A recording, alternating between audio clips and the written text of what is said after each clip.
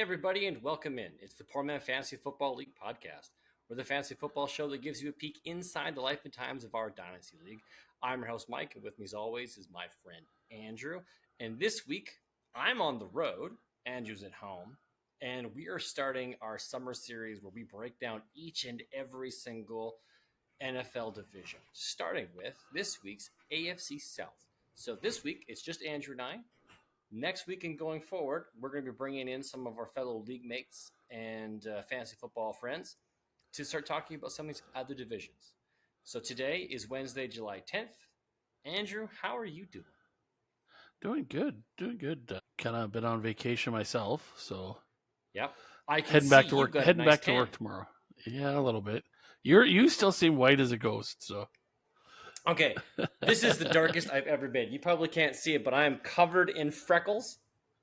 My freckles have popped. They are present. They are here. That's your tan as a freckle? That's my tan. That's really all I get. I get. You can see I maybe got a little bit of red. Today was our last beach day out here in sunny Vernon, British Columbia. Nice. We've had a lot of fun. Mm-hmm. And you guys been hit with a massive heat wave out there too? Yeah. It's so for us that's 40 degrees, which is like high 90s, low 100s. I think Fahrenheit. I think it's how it translates. I think it's a little bit higher than that, isn't it? You know what? Let me look. Celsius. Yeah. Edmonton is the same. It's in the same boat. Like I think it was 38 today. Serious? So, yeah. Ooh, they were talking that's out at warm. the airport. I think they said on the tarmac it hit 42. Okay. That's that black asphalt. Yeah. Wow. Gross. It was 43 here today. We were out on Kalamalka Lake, hanging out at the beach. So that's 104 degrees Fahrenheit. 40 degrees Celsius is 104 degrees Fahrenheit. I'm sure that's even hot for guys like Donnie and Juan. Yeah, I think it's hot. It's hot for anybody. It's just stupid. Yes. The fact that we went blew my mind. We can't even take the dog for the walk. Like we're visiting some friends. They live here. This is whose place I'm at. Andre. This is I'm in his studio. I'll give you guys a quick little spin. So this is his couch. You can see he's into like retro DJ equipment. So I'm gonna pan my little stool and give you guys a tour. So he's got some old furniture, old radio turntable. He's got all kinds of old stereo equipment. Wow. Okay, I'm gonna pan back the other way now. Let's see how far this chair turns. He's got an old arcade machine. Stun Runner. Yeah, I know that one. Do you? Okay. Yeah. And then over here is his actual like turntable mixing station. And then over there he's got his drum kit, piano, some old stereo stuff. Yeah, so I get to borrow his studio to broadcast today, which is kind of fun. It's his little men's den. There you go. Nice. And, it's air conditioned, which is unbelievable considering it's still ridiculously hot out here. Yeah. We haven't been able to walk their dog until like 11 o'clock at night after the sun's set and it cools down to 30 degrees. It's unreal how hot it is, which is great for vacation, just not cool to work in. Yeah. Yeah. Well, it's still supposed to be going into next week. It's still supposed to be mid-20s. So. Well, that's okay. Mid-20s that's livable. That is all good. But high 30s into the not cool. Yeah. No fun. No bueno. No bueno. But I am jealous that you have a tan. I've tried to be in the sun as much as I possibly can, and there you are. You are looking with all your. Yeah, we did our annual trip out to Wabamun with all of our friends, and everybody rented trailers, took them out there, and ended up with like 6 campsites at Wabamun National Park or Provincial Park or whatever you want to call it. So we went out there from like Thursday to Sunday. Spent Friday out at the beach there with the kids and let them swim and play and stuff like that. And then hung out Saturday, Sunday at the campsite in the hot weather, and it was good times. Lots of alcohol drunk. So Yeah, that's kind of the fun part of it being hot. Yeah. I had good food. Like we don't camp. It's not, just, beans and wieners type thing. No, like we did steak foil pouches the one night where like you had cubed up steak and corn and potatoes, cook it over the fire on in a foil pouch and stuff. And then the next night we did I did up brisket, and we did brisket tacos off of it with homemade pico. So it was good meals. Good meals. So yeah, no, it was a good we time. haven't done anything cool like that. It's been mostly things that you don't have to cook. So you don't heat up the house. So we've eaten a lot of sandwiches, lots of cereal. We ordered in pizza tonight. We did Chinese takeout last night. Nice. It was Andre's birthday yesterday. So yeah, keeping it simple. Yeah. Oh well, you're right. Like when the temperature is that hot outside, you don't want to be heating up the house even more with the oven on or cooking whatever. But and everything always on ice. Yes, that or it gets real warm real fast. Real fast, yeah. We had some beers outside the other day. Outside midday day drinking, which I love. Couldn't even. I had some tall cans from Parallel 49, and couldn't even get to the bottom before it warmed up. Yeah, that's where they should invent like a little cozy that has like a little ice pack at the bottom. Well, Yeti makes a can koozie. So you put your can in it, and you put the lid on, and all it has is just like the spout for you to drink out of, right? So it's like it looks like you're holding a giant coffee cup. Yeah, but it's a can, and it keeps it cool. Except they're for traditional small size cans. Yeah, and a lot of the beers nowadays come in these big tall cans. So yeah, it doesn't work. Well, that's why I say like if you had like those little foam koozies that were just an inch or so longer, that you could put like a little ice disc in the bottom, keeps the bottom of the can cool. Cool, yeah. So by the time you get down to the bottom, top part. Yeah. Okay, that's not bad. There you go. There's the $1 million entrepreneur. That's it. Just steal my $1 million deal. Figure out how to get the little ice puck inside a koozie. All right, folks. Well, this week we're starting off our divisional breakdowns. We're going to do the AFC South. There is some interesting news. It's kind of old news now. The NFL has to pay over $12 billion in damages for the NFL Sunday ticket fiasco. I'm not exactly sure what that means or entails because we don't get that in Canada. That wasn't a feature that we were ever a part of, but it sounds like there are some pretty upset folks, and the NFL's got to pay big.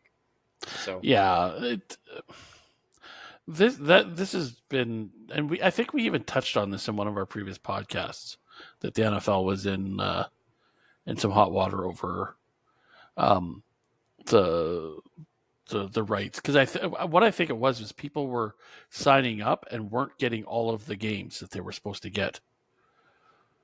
Is that what the deal was? Hey, look, I signed up. I want to watch my Detroit Lions, and for some reason, I'm not getting any of the games. All you were getting was the local stuff, which you could just watch on regular cable anyway.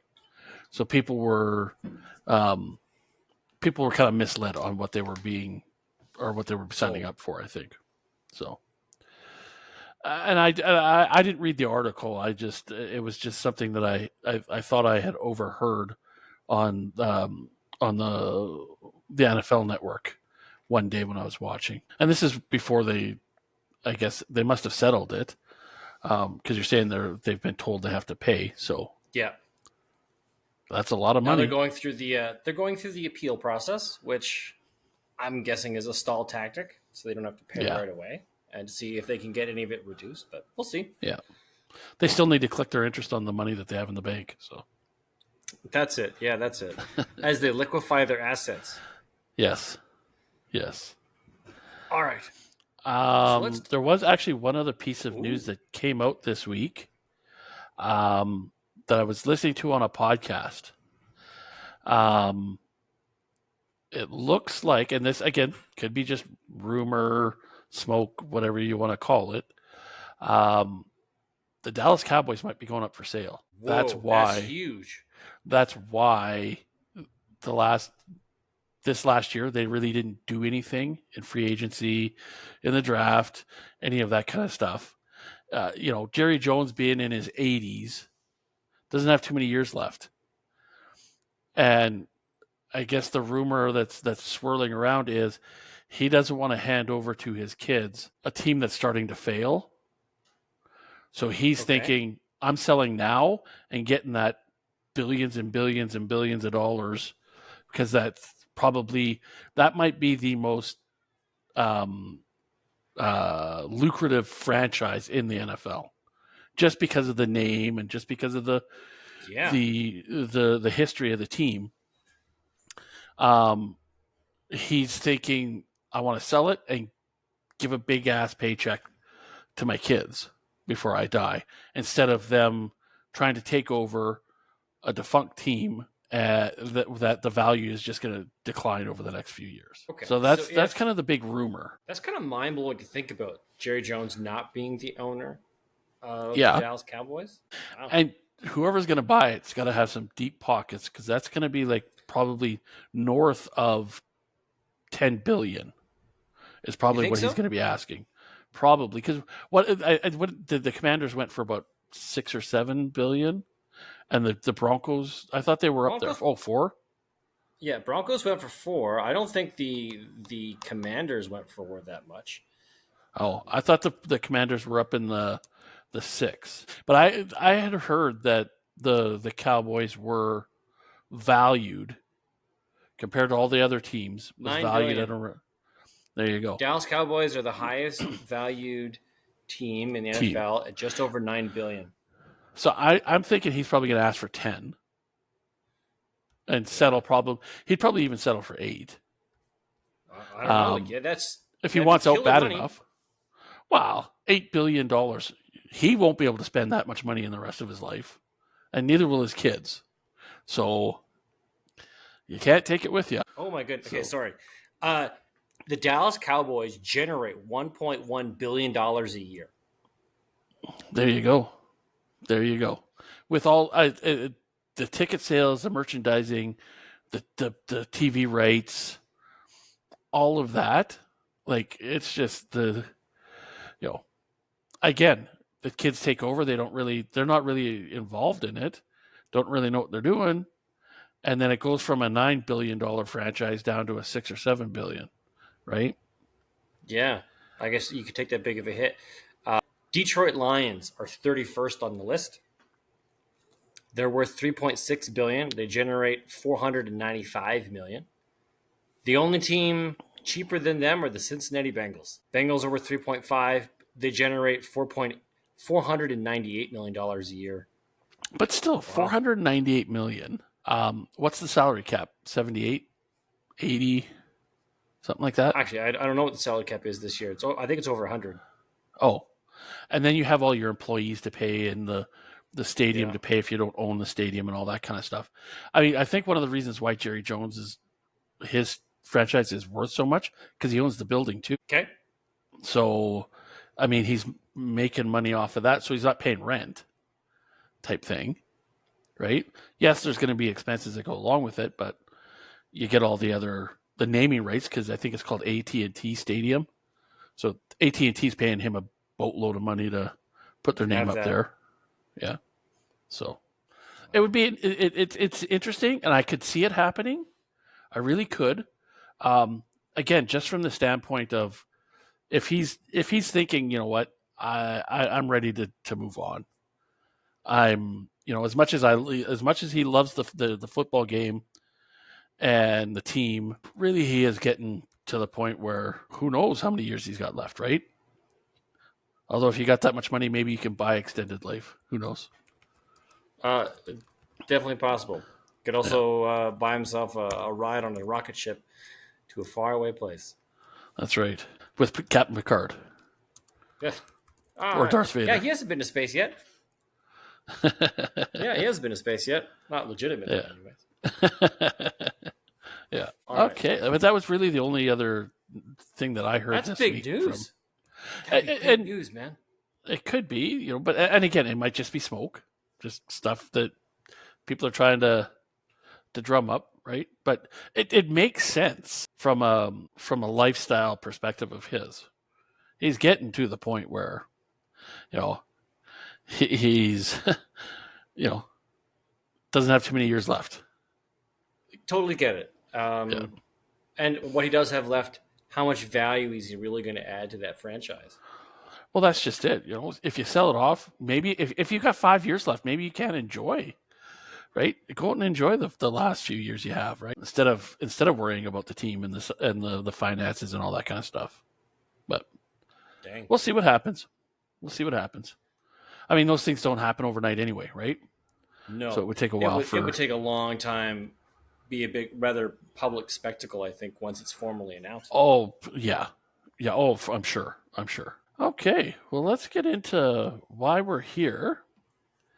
We're gonna break down the South, the Texans, Colts, Titans, and Jaguars. This was a tough one. You gave us a tough one to start. I did. It's only there's not too many good teams in the division, but there's potential fun to be. Yeah, there's some fun to be had here because there's potential. I still think it's a trash division. Yes, Houston's on the rise. Jacksonville is figuring itself out. Yeah, right, with Trevor Lawrence. Indianapolis.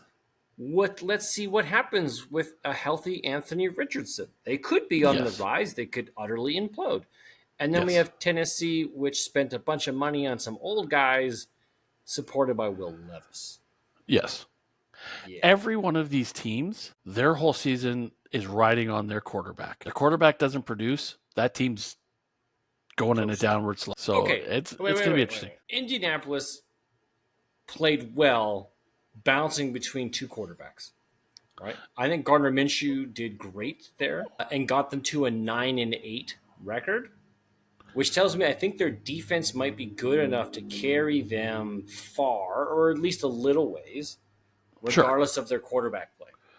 Sure. If one of these teams shows up with a quarterback who can play, like CJ Stroud, your defense can be like middle of the pack mediocre because your offense is going to succeed. If Indianapolis shows up with the high-flying Anthony Richardson run-first offense and their defense is good, I think the team has a chance of stealing this whole division. See, I don't find as much faith in that as you do, unfortunately. No, that's the opinions. And I think it's because he has had multiple different injuries. So that concerns me that he doesn't have the right size and the right body makeup for the league. He has the potential, and that's the shit. He does. Potential. He has to be a game-changing quarterback, but the team doesn't have anybody behind him. But they got Joe Flacco, I think they gathered. I think they went and got Joe Flacco. Yes, they did. They did. Hey, if Anthony Richardson goes down, Michael Pittman to the moon. Well, we'll see. We'll see. But okay, before we go too deep, let me just recap. This is how this is going to break down. We're going to break this into a couple different parts. The first part we're going to look at is team record. We're going to look at what they did last year or how they did last year. Yeah. And then we're going to predict what we think they're going to do this year based upon the limited information that we have and our super strong feelings and opinions, which are not based in fact, that are purely emotional. We're looking into our crystal ball and projecting the future. Our crystal balls. Right off the dome. And I'm sure last year, if we look back at what we projected in June and in July and August and what the outcomes were, we were way off, I'm sure.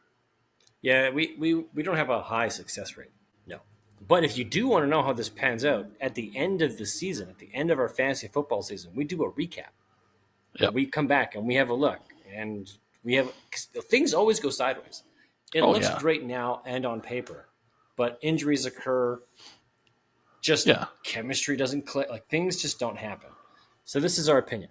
So after we talk about the records, we're going to talk about each team. We're going to go through in order of last year's finish.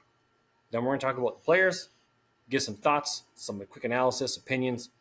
Then we're going to do a 5-player fantasy lineup draft out of the what we think the best players at each of these positions in this division, which is kind of the fun part at the end of the year when we come back and say, hey, did our quarterback finish number one? Did the tight end that we wanted, did we select it? Did they finish? Like, who was number one? And that's kind of how we do it. So without further ado, Andrew, how did this division finish last year? Well, the Texans surprised everybody, I think. For sure, and ended up with a 10-7 record. C.J. Stroud, he did. I think everybody thought he was going to be too small, and didn't have the arm strength to play at the NFL level. A lot of people, I think, just he's not going to be ready. He needed to sit another year or two to learn. But he surprised a lot of people. Surprised me. Finished 10-7. The Jaguars. Lawrence, again, really didn't have a bounce back year. He did not do what everybody thought he was going to do. They finished a respectable 9-8. I do believe they played Houston on the last game of the season and had a shot at the playoffs. Or maybe it was Indianapolis, one of the two. If they had beat Houston at the end of the year, they would have made the playoffs. And then Indianapolis, like I said, they went through a few quarterback changes due to injuries. And again, a respectable 9-8, winning records. And then Tennessee just, again, they are so dependent on Anthony Richards if he's going to come back and be able to play. Will Levis. Or Will Levis, sorry. Thank you. At a high competitive level. And they finished off at 6-11. So I think a very disappointing year for them last year. I think as an organization, they probably had higher aspirations, but it's the way the ball games get played. Yeah. Okay. So you want to take over and do the? Were you going to go through the teams first, or are you going to enter in your projections? My projections are already in. Yes. No, but are you going to reveal them now, or go through the teams first? I'll reveal. Do you want to go by teams and then come back and do our projections? Sure. Okay. Well, let's talk about the Houston Texans. They did make some changes. They acquired Joe Mixon and Stephon Diggs, but their roster looks like this: C.J. Stroud, Joe Mixon, backed up by Dameon Pierce, Nico Collins, Stephon Diggs, a healthy Tank Dell, and tight end Dalton Schultz. The rookies they acquired were tight end Cade Stover in round 4 and running back Jawar Jordan in round 6. Don't look to be impact players right out of the gate. No. I love the team's makeup. So do I. And I think they improved the team by picking up Mixon and Diggs. Their problem's now going to be how to divvy up the ball enough to everybody wanting their piece of the pie. If Diggs can keep it in check and not think that everything has to go to him and think more of this is a team effort and let's get to the Super Bowl, because that's everybody's goal.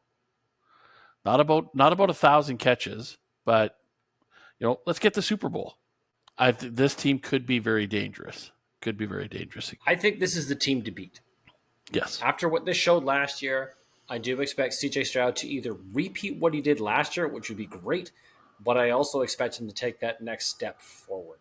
Yes. Yeah. The core of his team is still here. All they've done is add additional weapons. They didn't I think Joe Mixon is an improvement at running back. To me, Stephon Diggs is an addition, not an improvement to the wide receiver room, because I still think it'll be Nico Collins first, possibly even Tank Dell might if he stays healthy. And then Stephon Diggs will work himself in. So yeah, as long as he's not a toxic person in the locker room, because they voided his contract. It's a 1-year deal. He's going to be a free agent after this. Who knows if he's going to stick around? But this is a team even without Stephon Diggs. I still think this is the team to beat in this division. Yeah. Well, they took the division last year, so theoretically they should again this year. Yeah. Yeah. I love this. I love what the Texans are doing. They're my alternate team when I'm not cheering for the Lions. It's the Houston Texans, mainly because I got to see a couple of games inside the building. Yeah. Kind of hard not to be a Texans fan when you see the game. So, hey, well then you should be a Bengal fan now. I do like the Bengals. I don't hate them. Yeah. The Colts. So at quarterback, Anthony Richards. Jags. Nope, Jags are next. You skipped the Jags. Oh, so well. Easy to do. Okay, true enough. I'll give you that. Right? There's sorry to the Jags fans out there, but they can be forgettable at times. Quarterback, Trevor Lawrence. Hot and cold. He's been hot and cold over the last few years, so it's that's why I made the comment earlier. This team seems to ride whether if he gets hot like he did in their playoff run there a couple of years ago. They could be good. If he stays cold, well, they're gonna have another rough year. Travis Etienne, one of the top running backs in the league last year. Touchdown machine. He was. Christian Kirk and Gabe Davis as their top wide receivers. Evan Ingram. Again, he's a guy that's up and down. I wouldn't put him up there with the elite, but I wouldn't put him down at the bottom with the bums either. I think Evan Ingram is a reliable starting tight end. Yeah. He might win you some weeks, and I don't think he's going to hurt you. Exactly. Exactly. Given the lack of depth to target, I think Evan Ingram might be a good tight end. This season. Yeah, for sure. And they went out and in the draft, they picked up Brian Thomas Jr., wide receiver in the first round, and Keelan Robinson, a running back, in the fifth round. I don't know a whole lot about either of these guys. They didn't really stand out. No, not to me. No. Brian Thomas should be a starting wide receiver week 1. Whether he'll be the starting wide receiver or you think just he takes on the field. job from? You take the job from Davis or Kirk? You think? I think Kirk will start the season as their wide receiver 1. Okay. And I think Brian Thomas will outperform Gabe Davis right out of the get-go. And they'll split until one of them either shoots for the moon, because we all know Gabe Davis can be hot and cold. He has the ability. We've seen him perform, and then we've seen him completely just run, jog and do nothing, just get cardio on the field. So Brian Thomas, I think, has the ability to take it. Yeah, I think Gabe Davis again is the Stephon Diggs. If he's getting the ball and he's getting the love, he's happy and he's going to perform. If he thinks he's being disrespected, he becomes lazy and complacent. So it'll be interesting to see how the dynamic all works there. Again, Trevor Lawrence, your work cut out for you. But again, I think this team, I wouldn't say that none of these teams are on a rebuild. No. No. Any one of them could, like you said earlier, could steal the division. It's just who's going to gel the best and the quickest. Yeah. Interesting team, I think. I don't have the biggest. I'm not optimistic of the Jaguars' potential this year. I don't see them being super threatening, super amazing. I think they're going to be what they were last year. I think they're going to repeat and be just middle of the board. Yeah. Yeah. Yep. I would agree. Okay, now the Colts. The team you've been wanting to talk about all night. You've been jumping to them all over the place. Anthony Richardson. What do you think? Again, if he can stay healthy, I think he's got the potential to to continue to grow and learn. Michael, he's got some talent around him. They've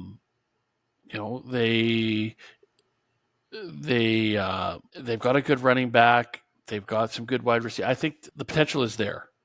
Do I think they're going to be the bottom of their division? No, I don't.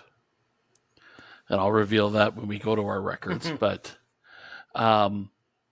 it's the team scares me because they could be really good or they're going to be middle of the pack again. I think the Colts have the highest potential for focused fantasy points because they don't have depth.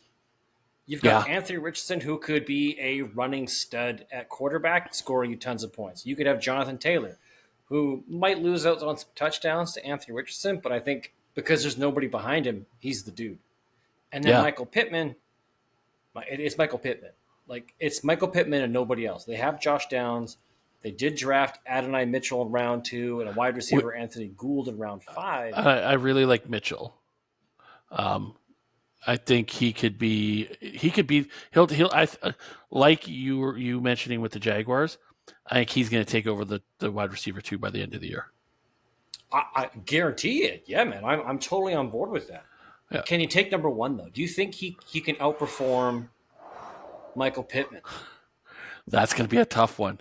That's because Pittman has the chemistry with the team already. He knows it. Yeah, sure. He's the incumbent, right? He's the existing wide receiver 1.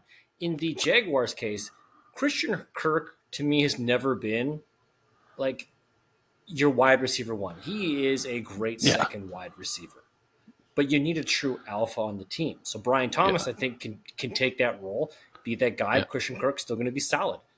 Michael Pittman is the wide receiver 1, and he has the paycheck and everything to go with it. Yeah. Does Adonai Mitchell have those same chops? Can they have a 1-2 punch here? I would love to see. You look at Cincinnati the last couple of years. Yeah. They had a 1-2 and almost a 3 in their crew. All like if one of the guys wasn't going to perform that week, the other 2 guys stepped up. With Pittman and Adonai Mitchell, why not, right? Like you said, if Anthony Richardson stays healthy from a fantasy standpoint, maybe there is enough fantasy points for Pittman and Mitchell to be significant in the fantasy world. The one that I think is going to get hurt by it is going to be Jonathan Taylor, getting a little bit older. Yeah. But like you said, his big advantage, he doesn't have Singletary in the back. Or Naheem Hines. Doesn't have Zach Moss. He's got It's just going to be him. Sermon. Yeah. Right. He doesn't have any competition. No. And if so as long as he stays healthy and could run, then it should make Jonathan Taylor's job easier too. Yes. Yeah. He might not get as many touches, but the touches he gets should be more valuable. Yeah. Like he might not be a 1,500-yard guy this year. Maybe he's only a 1,000-yard guy this year, which is still pretty good. Yeah. So I believe in him. All right. Well, let's talk about these bottom dwellers known as the Tennessee Titans. Yes. They're re-upping with Will Levis. Yep. They went and signed Tony Pollard, and they've got no-knees Tajay Spears. They still have old man DeAndre Hopkins. They signed Tyler Boyd, which you and I both loved from his time in Cincinnati. Just, I don't think this was the right fit for him. And then they went and paid big money for Calvin. For old man Ridley. Yeah. This team, I think, is just it's going backwards. Pollard, he got his paycheck in Dallas and did the same thing Elliott did. I got my paycheck and I disappeared. Ridley and Hopkins, I hate to say it. But I think Boyd will be the number 1 by the end of the year because he's going to steal their thunder. That'd be great. I'd love that because he's those only 2 guy guys I think people can get at a reasonable price. Yes, I think the other 2 guys aren't worth the money that they got anymore. They're on the sunset of their careers. Um, I'm not a big fan of Akono either. Their tight end. Yeah, I'm not a big fan of him either. Even though I think he's got one of the coolest names. And Jaquan Jackson. Round 6. Wide Six. Is he going to be an impact player? Probably not. unless one of the other two guys goes down. Yep. You got him? No. Oh. When I was putting this together, they spent all their draft picks on defense. Yeah, they should be well improved on defense. But I'm thinking here, what I'm feeling based upon what I'm seeing is that this is a team who is about to nosedive their offense, build a strong defense, fire sell it after this year, rebuild a new team next year with a strong defense, get your new quarterback, get your new whatever shiny pieces you need to carry your new rookie quarterback. Because I don't think Will Levis is going to do it this year. No, and if Tyler Boyd steps up and takes the lead in the wide receiver locker room, there you go. You got one more piece to add to your rookie. You got to start somewhere, right? But I think, yeah, you're right. Sell off Ridley, Hopkins, and even Pollard if you have to. If you can. Or just get somebody else anyway. Contracts. Yeah. So those are our thoughts on the main guys for each of the 4 teams in the division. The only team that I'm excited to sit down and watch any of them play is the Texans. I think the rest of the games might really be boring, low-score games. Not a lot of fast pace. Like you look at the Ravens and the Bengals, the Chiefs, Buffalo, Miami. Those are teams that are going to be fun to watch because it's going to be could be a really high scoring game. But it's lots of good action. Balls getting tossed down the field, good runs by their running backs. So I think that's the only, like I said, the only team I see is Texas, or the Texans. Sorry, to be a good team to watch. Okay, well then let's do this. Give me your 4 teams ranked first, second, third, fourth, and then after that we'll go into what we think their records are.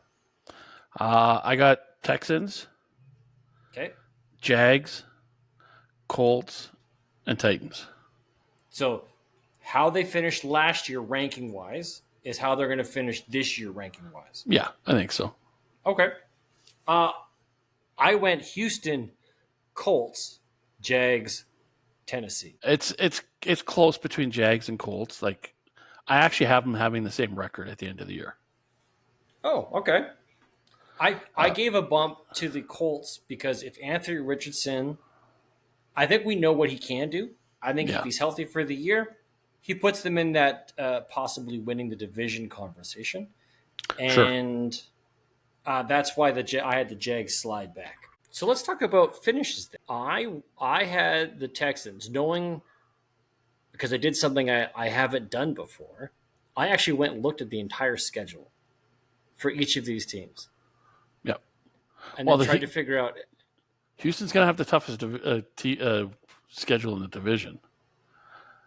Just by winning the division, you get the tougher schedule.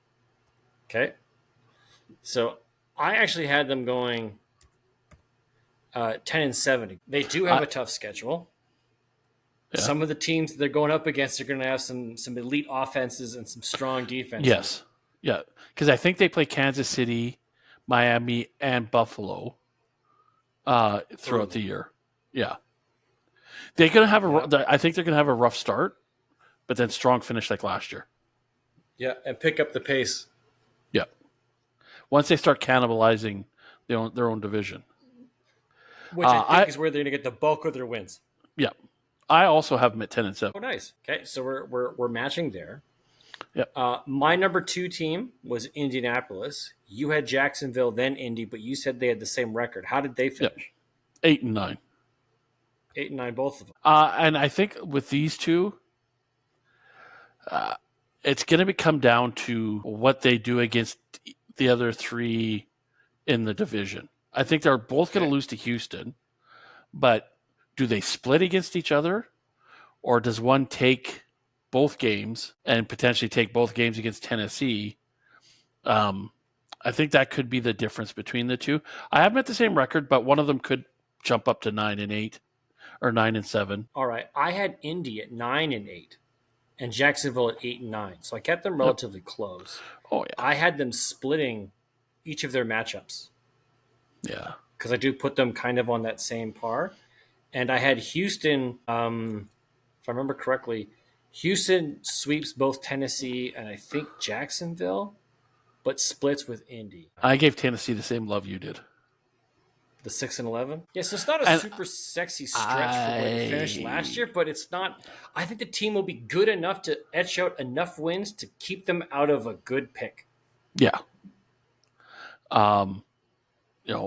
But if your thought process is correct, where it's let's look past this season and try and get better draft picks, could they drop down to a 3-14 record? Easy. It depends on how their season starts. I remember their schedule off the top of my head, but if they got off to a super slow start, then I think they just rotate Will Levis out, put whoever the backup is, and just ride the season. Yeah. You're 100% correct on that. I think if they start seeing the writing on the wall, it's like pack it in, right? Try and start some of the rookies, see what the future does look like. Yeah. Okay. Poor Interesting. Now that we've talked about the players, we've talked about the season and the season standings. Let's talk about our potential best 5 players: quarterback, running back, wide receiver, tight end, and flex. Do you want to select first? Sure. My quarterback was Stroud. You went Stroud. Okay. I gambled. I went Anthony Richardson. I wanted. I figured by the big upside. I figured by the big black box in there, you were gonna have that one. Yeah. Yeah. Okay. It's just his rushing potential is like a lot of other analysts and fantasy football people would say. It's a cheat code. When you get all that rushing upside, you score more points. So True. That's why I took him versus the all-passer CJ Stroud. Okay, let's go running back. I took Jonathan Taylor. I think he's the best running back over Travis Etienne, who was touchdown heavy in the first half of the season, didn't get those touchdowns in the second half of the season. So I'm putting my money on Jonathan Taylor. Yeah, I threw my hat in the ring and again, I think it's like you said, very. I think he could repeat with the number of touchdowns he gets. I mean, the team has made some changes to improve, and he might get hurt with not getting the ball as much, but hopefully he does.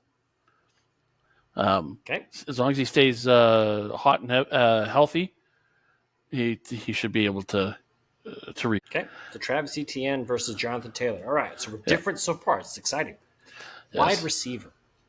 To me, there was only 2 choices. You're not going to like the one I have. Okay. I know you're not going to like the one I have. I took Nico Collins. To me, it was either Michael Pittman or Nico Collins, and I'd already gone very Colts heavy. So I was like, you know what? I'm going to take a shot and say Nico Collins. I think that's a 3-headed beast in Houston, and that's what scares me, is that it could be 3 guys splitting the work where no one's in that true wide receiver 1 range, but I'll go Nico Collins. Who'd you go with? See, I went with Diggs. Yeah, you did go. Okay, Stephon Diggs. Yeah. And I think he's going to come in, and I think they're going to have to satisfy him right off the bat. And if he gets hot and he stays hot, how do you not keep feeding him? Right? True. Like Unless he somehow, was. because we saw what happened last year when he was in Buffalo. He was hot. Yes. He was making work, and they're like, you know what? We're done with you. We're Yes. completely moving our offense over here. Just go run routes. Yes. But again, when he was even 2 years ago, was he not in the top 3 wide receivers a couple of years ago? He's a fantastic wide receiver. So I think if he can get back to that, and like I said earlier, shut up, be a team player, go for the Super Bowl, not the glory. And like hopefully Buffalo's saying, go pound salt. We don't think you're worth it anymore. Humbled him. Hopefully that did. Hopefully. And he comes out and he just plays and have fun and win, right? I as a owner, as a couple share owner of Stephon Diggs in a few leagues, I would be happy if he decided to, you know what, I'm going to get my career back on track. The past is the past. I'm going to focus on working going forward. Great. Love it. Yep. Okay, who's your tight end? Okay. That's what I went with. Really? He had such a great year last year. And really, there's no competition. What about Dalton Schultz in Houston? It's getting a little too old. I think he's getting a little prime. Too old. I think he's in his prime, but he has Diggs, Collins, and there's that. Dell, yes. And that's why I didn't go Dalton Schultz. Is that, hey, look, you've got 3, I think, relatively elite pass catchers ahead of you. Otherwise, you're a good tight end. Yeah, I think just the situation for him right now isn't ideal. And you're right. There's too many mouths to feed there. Okay, and then your flex guy. Okay, now I dissed him earlier because I didn't think he was running back 1 material, but I do think he's number 1 flex material, and that's Travis Etienne. Sure. Again, it was a toss-up between Michael Pittman and Travis Etienne. But again, I wanted to diversify a little bit. I wanted to completely avoid the Tennessee Titans because I don't trust anybody. So I went Travis Etienne. I went Pittman. Yeah, there we go. Michael Pittman got some love. Yeah. It's just it's tough to ignore him in the world that they're. He's the only. Tough to ignore him when he's wide open down the field. Yeah, and he's going to be 50% of their offense, if not more. Jonathan Taylor and Anthony Richardson bringing up the other 50%. Yeah, pretty much. That's why I think that team is going to be fantasy rich, but not great. Yeah. You're right. Nobody else on the team. You look at teams in the past. You look at the Ravens a few years ago. Were a meh team, but they had 1 or 2 guys that if you had them on your roster, they'd win you weeks. Because they were hyper focused. It was like Mark Andrews. Okay, who are they going to throw the ball to? Well, they've only got Mark Andrews. They don't throw the ball anybody else. Exactly. So you can have a guy that's on a team that could go 0-17, and him still end up in the top 5 of the position, just because he's the only guy getting the ball. Very well could be. All right. Well, you know what, folks? That brings us to the end of this particular episode. Yes. I can tell that the AC unit in this particular space is not pulling its weight. I'm feeling hot. I'm feeling humid. I am ready to pack it in and go back inside the main house where there is real air conditioning, where I'm not going to feel the pores of my body being exfoliated. I'm just glad I'm not sweating off my face because it would look terrible right now. All your makeup would come off. It would, yeah. All of my makeup would be gone. It'd probably wash off all of my freckles. There you go. You painstakingly painted them on one at a time. Yes, my kids spent hours decorating my skin to make it look like I had color. All right, well, that's it for the AFC South. Next week, we're going to be back with our friend Slick. He's going to be joining us to talk about the AFC West. Yes. So that should be a good time. So you sports fans out there, you guys stay cool. Don't get too hot. Don't get too heavy in whatever it is you're doing unless it's an ice cold beer. And then you drink as many as you can when you're not working. All right. Okay, folks, thank you very much for sticking around with us and enjoying the summer. Whatever you guys are getting up to, enjoy your summer vacation, summer break. Look forward to catching up with you guys when everyone gets back and they're around. For one poor man to another, remember, if it's not fun, it is not worth doing. Good night, everybody. Have a great week, everybody.